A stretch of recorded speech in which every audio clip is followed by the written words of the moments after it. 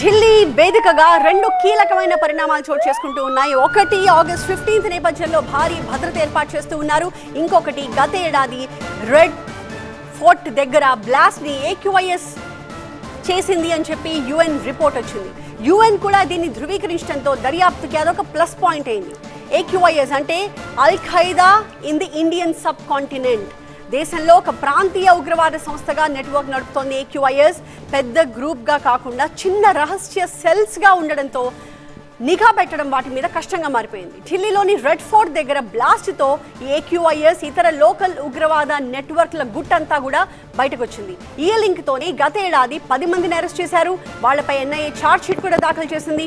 ఈ కేసులో ప్రధాన నిందితుడిగా ఉమర్ ఉన్ నబీని ఇప్పటికే ఎన్ఐఏ గుర్తించింది.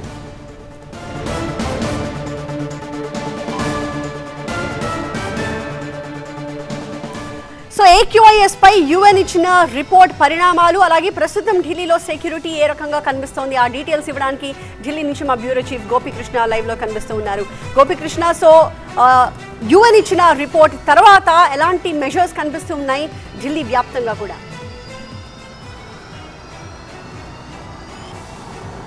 ప్రస్తుతం ఢిల్లీలో హై అలర్ట్ కొనసాగుతోంది. ఎందుకంటే ఎల్లుండు 80వ స్వాతంత్ర దినోత్సవ వేడుకలకు దేశ రాజధాని ముస్తాబవుతోంది. ఎర్రకోట పరిసర ప్రాంతాలను ఇప్పటికే భద్రతా బలగాలు తమ ఆధీనంలోకి తీసుకున్నాయి. ఈరోజు ఫుల్ డ్రెస్ రిహార్సల్ కూడా ఘనంగా నిర్వహించడం జరిగింది. ఇటు స్వాతంత్ర దినోత్సవ వేడుకల సన్నద్ధత, భద్రతా ఏర్పాట్ల కోసం 2 రోజుల ముందే ఈ వేడుకలకు సంబంధించిన రిహార్సల్ జరుగుతాయి. ఈరోజు సెంట్రల్ ఢిల్లీలో పూర్తిగా ఆంక్షలు, అలాగే ట్రాఫిక్ అడ్వైజరీస్ అమలవుతున్నాయి. అలాగే ముమ్మర తనిఖీలు కూడా జరుగుతున్నాయి. ఎందుకంటే ఇప్పటికే ఇంటెలిజెన్స్ వర్గాలు ఉగ్రవాదులు దాడులు చేస్తారన్న హెచ్చరికల్ని కూడా చేశారు.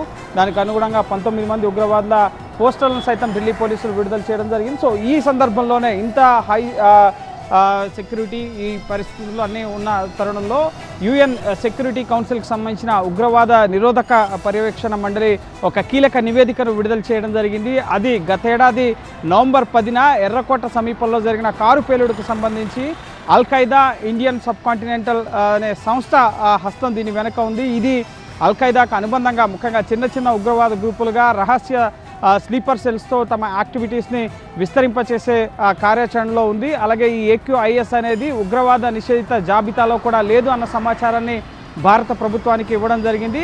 అలాగే ఇప్పటి వరకు మనం పాకిస్తాన్ నుంచే ఈ ఉగ్రవాదుల చొరబాట్లు, ఉగ్రవాదుల ముప్పుని ఎదుర్కొనే వాళ్ళం.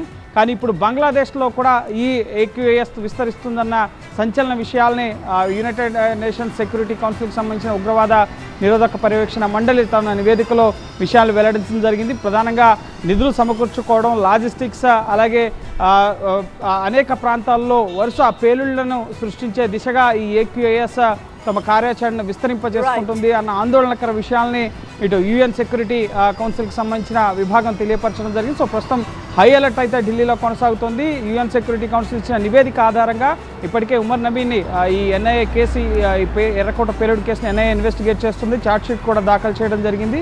ఉమర్ నబీని ఆయన చనిపోయాడు ఈ కారు పేలుడులోనే. కానీ మిగతా నెట్వర్క్ని ఛేదించే పనిలో ప్రస్తుతం ఎన్ఐఏ దర్యాప్తు సంస్థ ఉంది. అలాగే ఈ యుఎన్ సెక్యూరిటీ కౌన్సిల్ నివేదిక ఆధారంగా కూడా చాలా కీలక విషయాలను వెలుగులోకి తీసుకొచ్చే అవకాశం కనిపిస్తోంది. Thank you Gopikrishna.